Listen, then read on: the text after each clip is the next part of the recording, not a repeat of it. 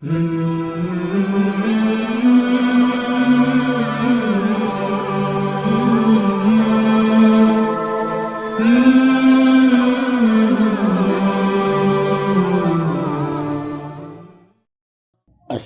علیکم۔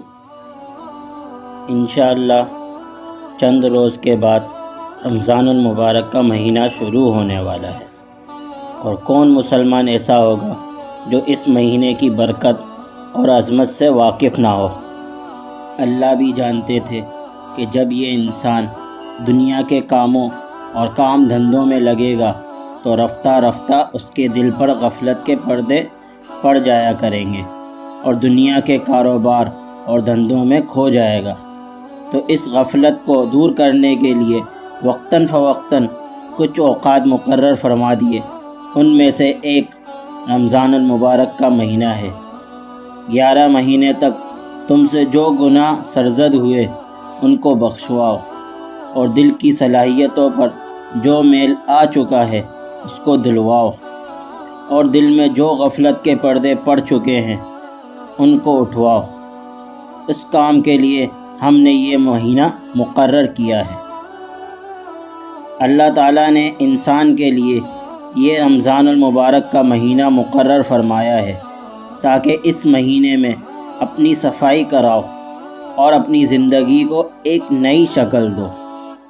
لہذا صرف روزے رکھنے اور تراویح پڑھنے کی حد تک بات ختم نہیں ہوتی، بلکہ اس مہینے کا تقاضا یہ ہے کہ انسان اپنے آپ کو اس مہینے میں دوسرے کاموں سے فارغ کر لے۔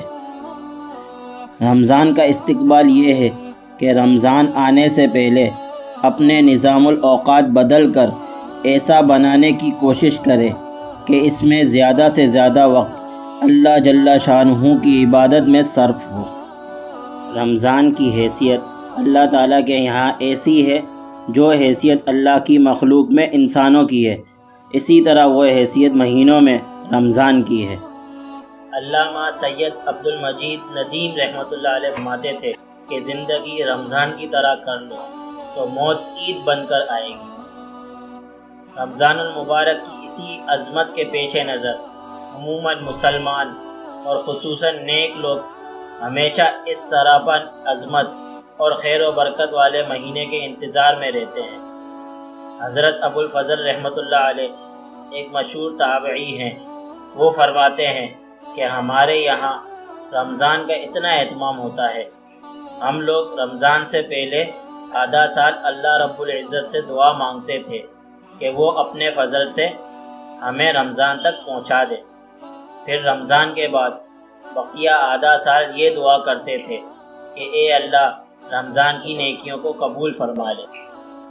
اللہ تعالیٰ سے دعا ہے کہ اللہ تعالیٰ آنے والے مہمان ماہ رمضان کی عظمت اور شان کے مطابق اس کے احترام کی توفیق بخشے، اور اللہ تعالیٰ ہمیں رمضان میں خوب عبادت کرنے کی توفیق عطا فرمائے۔